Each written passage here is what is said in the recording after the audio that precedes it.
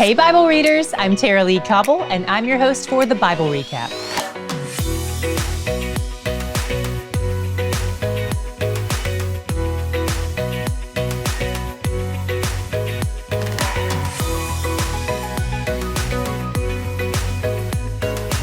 Today we finished our 35th book of the Bible. Yesterday, when we left off, Esther had just thrown a feast for King A and Haman's ego was soaring until he passed Mordecai, who refused to bow to him. Overnight, Haman built a gallows to hang Mordecai on. By the way, Haman's gallows were different than what we traditionally picture. This structure was more like a giant spike to impale a person on.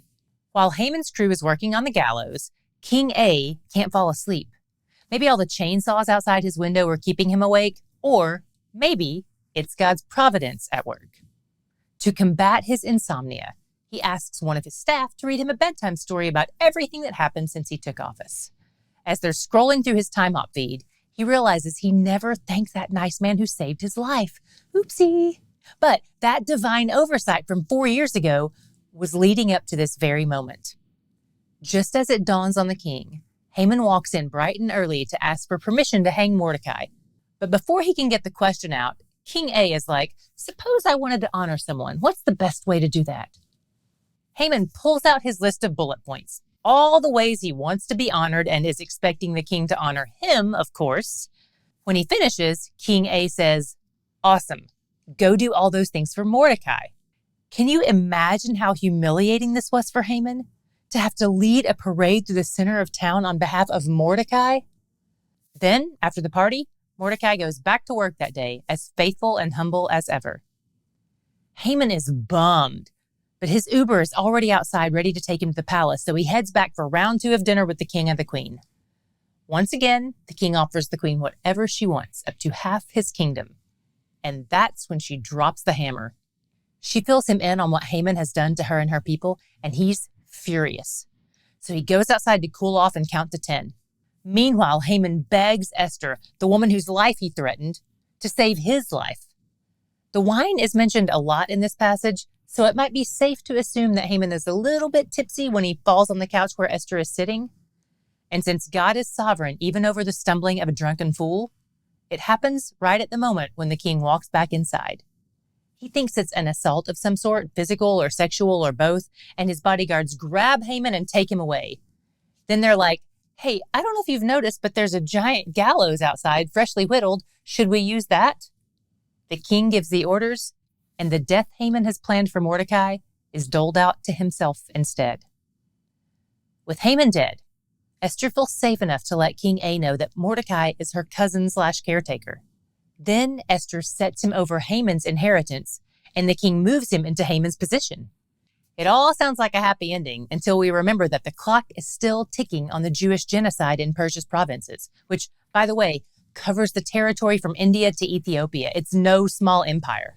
We'll link to a map of it in the description box in case you want to get an idea of the massive size of it all. The empire included about 50 million people, which may not sound like much by today's standards, but that was nearly half the world's population at the time.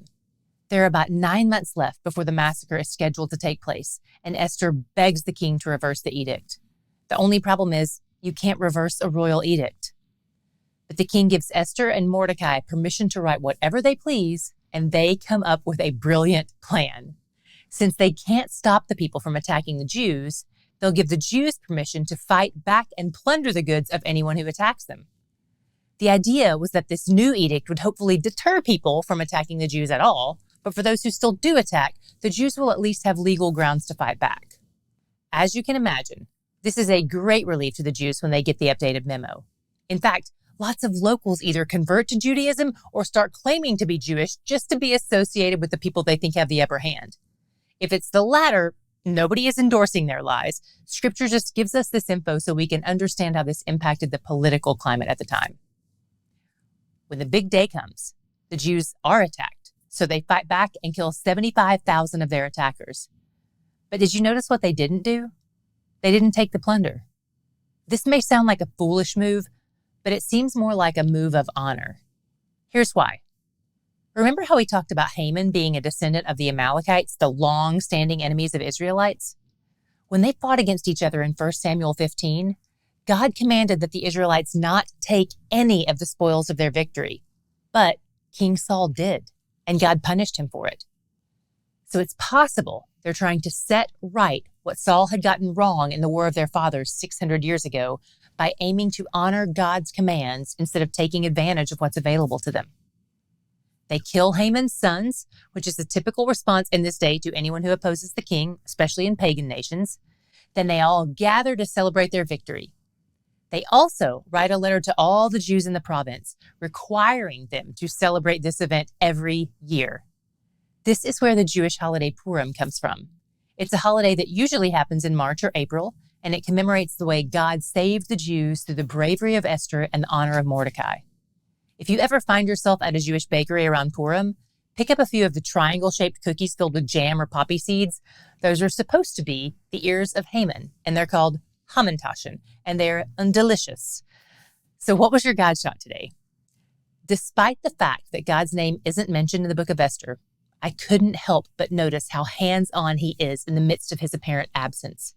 He's at work flipping the plans of the wicked to fall back on them. He's at work flipping things for the righteous to bless them. He's at work fulfilling his promise despite an irreversible edict from the king. Just like we talked about with Daniel, Esther isn't the hero here. Mordecai isn't the hero either.